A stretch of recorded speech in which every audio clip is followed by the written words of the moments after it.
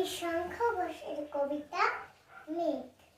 ও আমার মেঘলা আকাশ, এতদিন কোথায় ছিলি? এত যে রাত দিনে ডাকছি সবাই মিলে, চোখে জল ছুটছে নোনা, কিছু কি দায় মানো না?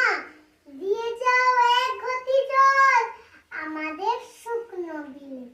ও আমার মেঘলা আকাশ, এতদিন কোথায় ছিলে?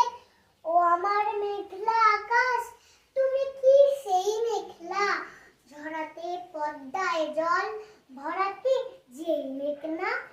সেই ধারা কোথায় গেল?